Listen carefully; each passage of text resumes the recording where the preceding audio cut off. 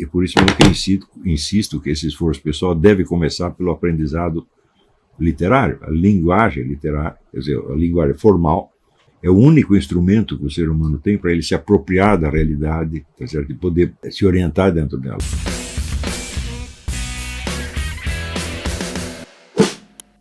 Há muitos anos eu tenho insistido num assunto que não me parecia estar merecendo a devida atenção, que é o fato de que todos esses slogans, essa nova ideologia globalista que está sendo imposta em todos os países do Ocidente, pelo menos, os do Oriente eles têm deixado em paz, ela tem uma característica fundamental de que ela força você a dizer o contrário, ou pelo menos uma coisa diferente daquilo que você está vendo todos os dias. Força você a negar a sua intuição, a sua experiência. Você está vendo as coisas de uma maneira, mas ele te força a dizer que é de outra. Hoje mesmo no rádio estávamos ouvindo um sujeito, um homem sapientíssimo, dando uma entrevista na rádio pública de Richmond, dizendo que é uma síntese nós denominarmos animais como nossa propriedade.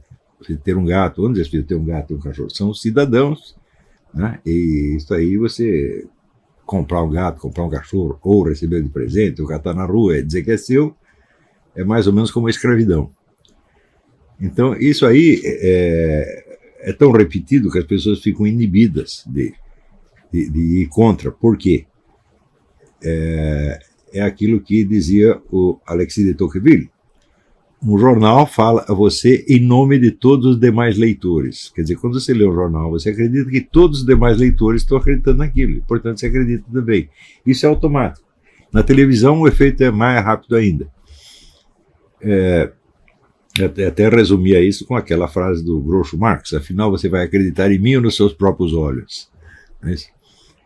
E eu esperava que algum dia alguém fizesse um estudo mais aprofundado disso do ponto de vista psicológico, e acabo, então, de tomar conhecimento deste livro, Laurent Fides, né? Faça o discurso intimidante. Ele analisa, então, essa ideologia do ponto de vista da psicologia, usando, às vezes, instrumentos que nem são tão novos em psicologia.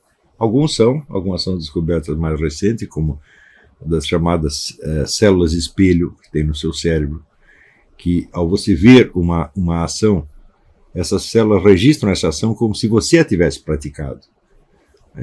O que basta para explicar um montão de condutas humanas e de reações, às vezes culpas que o sujeito sente por coisa que ele não fez.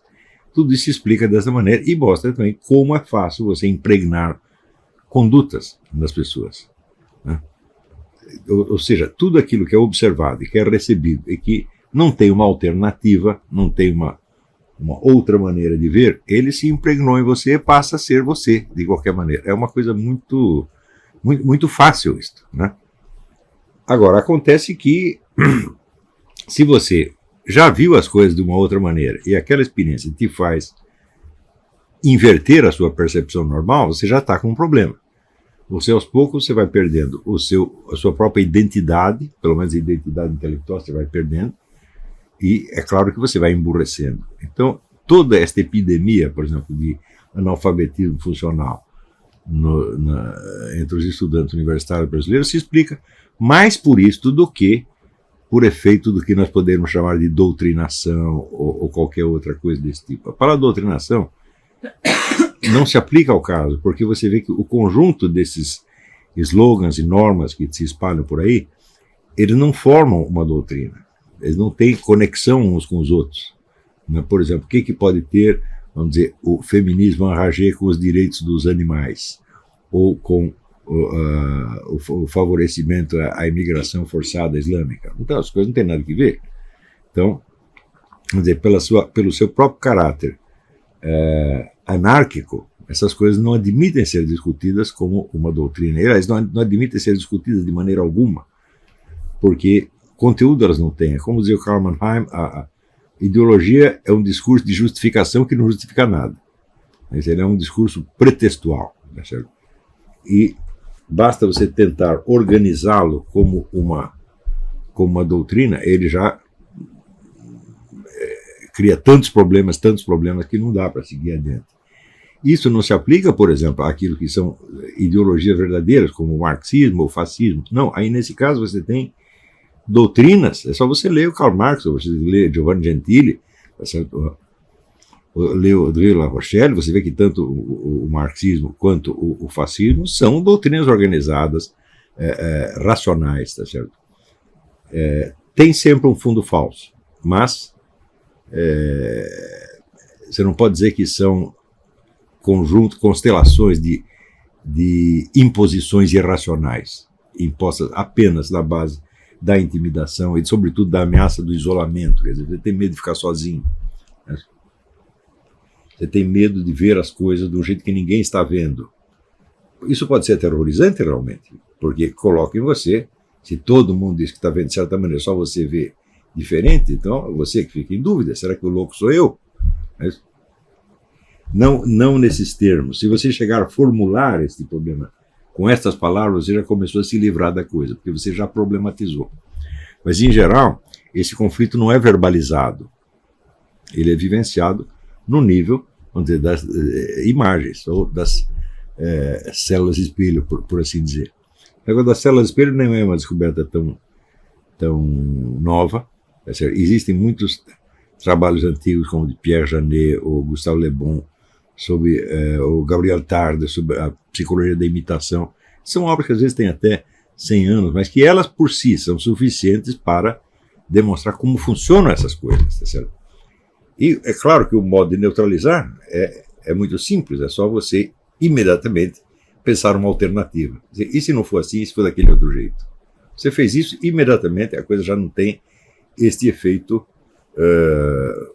profundo. Mas o fato é o seguinte, essas coisas todas entraram no Brasil, digamos, a partir da década de 70, 80, com uma força avassaladora, porque não encontraram, vamos dizer, uma tradição cultural arraigada. O Brasil já é um país onde, por exemplo, você falar identidade nacional, bom, identidade nacional, que eu saiba, é a memória dos feitos realizados e falhados em comum. Então, povos por aqui nos Estados Unidos, o pessoal lembra da Guerra Civil até hoje. Quer dizer, a Guerra Civil tem uma presença, tem uma atualidade. Você ainda tem hoje conflitos e discussões em torno da Guerra Civil. Por exemplo, andaram querendo suprimir a bandeira confederada. Em alguns lugares aceitaram, em outros lugares não aceitaram. Então, é claro que a confederação hoje não existe mais, muito menos o exército da confederação. Mas a coisa ainda tem uma importância cultural e, portanto, é um elemento presente. Agora, você imagina brasileiro se estapeando na rua por causa da independência. O sujeito que acha que deveria ficar ligado a Portugal e outro que é a favor de Dom Pedro I, isso é absolutamente impossível. Quer dizer, esses elementos da história anterior do Brasil, eles não estão presentes na consciência do cidadão. É como se nunca tivesse acontecido. A memória histórica do cidadão brasileiro tem... Acho que o acontecimento mais antigo que o pessoal lembra hoje é o impeachment da Dilma, ou o Petrolão. Né? Para trás disso, ninguém lembra de coisa nenhuma. E justamente porque não lembra, então os grupos ativistas interessados em forjar um passado têm uma facilidade imensa de impor a sua versão, porque ninguém vai contestar. Mesmo aqueles que se dizem conservadores ou liberais, eu vi, para a formação do movimento liberal no Brasil, desde o início da fundação do Instituto Liberal, pelo meu falecido amigo Donald Stewart Shriner, a argumentação liberal era 100% economia, liberdade de mercado, etc, etc. Eles nunca pensaram que seria preciso restaurar um senso histórico brasileiro. Está totalmente longe da sua preocupação. Né? Quer dizer, como é que você vai impor, vamos dizer, os princípios da economia liberal num meio cultural que está completamente intoxicado da ideia oposta e que nem concebe, né, o que seja liberdade de mercado. Por exemplo, o pessoal confunde muito liberdade de mercado com o livre comércio, que é em escala internacional. Quando as duas coisas podem ser totalmente opostas.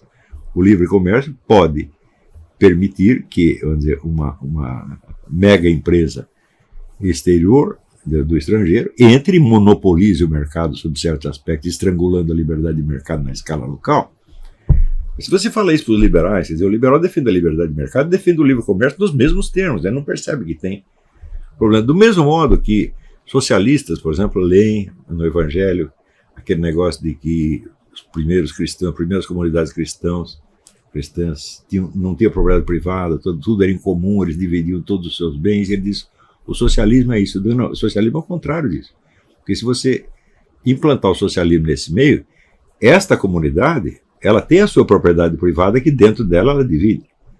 Essas propriedades que os cristãos estavam dividindo entre si serão tomadas pelo Estado para ser divididas com não cristãos e com inimigos dos cristãos. Então, assim, você raciocinar por palavras ou por meros conceitos abstratos, tal como estão definidos no dicionário, você vai chegar em absurdidades, mas que não lhe parecerão absurdidades. Por quê? Porque entre uma coisa e outra tem analogia. Não existe analogia entre repartição dos bens e socialismo? Existe. Existe ou não existe analogia entre liberdade de mercado e livre comércio? Existe. Então dá a impressão que é a mesma coisa. Só que, nesse caso, essas ideias estão concebidas no puro céu das ideias, dos conceitos abstratos. Não tem nada a ver com o processo real. Tá certo? Então, por que as pessoas aceitam isso? Bom, você pode dizer, doutrinação, propaganda, não é só isso. Se não houvesse este intenso bombardeio, vamos dizer, de regras, normas de comportamento, preconceitos, etc., que paralisam a inteligência humana, ninguém aceitaria essas coisas. Qualquer um se lembraria de pensar. Mas, então, qualquer pessoa entenderia que, para preservar a liberdade de mercado, às vezes é preciso algum protecionismo. Mas um protecionismo ao contrário da liberdade de mercado. Não, ao contrário do livre comércio. Mas não custa lembrar que, entre os adeptos mais entusiastas do livre comércio no século XIX, estava Karl Marx.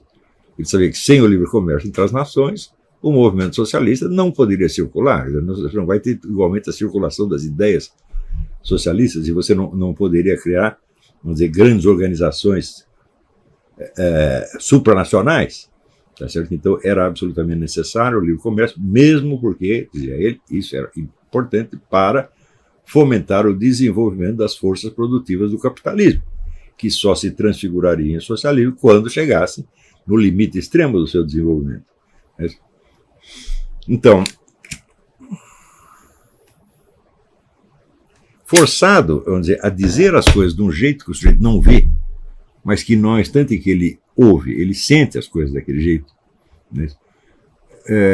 O indivíduo acaba sendo incapaz de comparar as suas ideias com as suas experiências, ou seja, as suas frases, a sua linguagem com a sua experiência. Então a linguagem deixa de ser um instrumento de nomeação da realidade para se tornar apenas um instrumento de comunicação. Ou seja, você sabe se comunicar com as pessoas, você diz para elas o que você está sentindo, elas reconhecem, etc, etc. Mas você não está expressando o que você realmente viu, o que você realmente sentiu, etc, etc. Para consertar isso é um osso, gente. Quer dizer, e muitas pessoas, pessoas inteligentes e capazes, foram afetadas por isso. Tá certo? E é claro que o meu curso, por si mesmo, se você só assistir essas aulas, isso não vai neutralizar esse efeito. Você vai ter que fazer um esforço pessoal. E por isso mesmo que insisto que esse esforço pessoal deve começar pelo aprendizado literário. A linguagem literária, quer dizer, a linguagem formal, é o único instrumento que o ser humano tem para ele se apropriar da realidade, tá certo? E poder se orientar dentro dela. Nós não temos outro instrumento. Nós temos as matemáticas, mas elas só servem para você se orientar em aspectos muito pequenos e muito limitados da realidade. Certo? São aspectos que são abrangidos pelas ciências experimentais dentro de uma criteriologia muito limitada, né? Quer dizer, como é que você vai pegar, sei lá, os métodos da física de Newton e aplicar a compreensão da sua própria vida, da sociedade? Então, não dá. A física moderna quântica também não dá. Você pode fazer analogias, que são sempre muito vagabundas, né?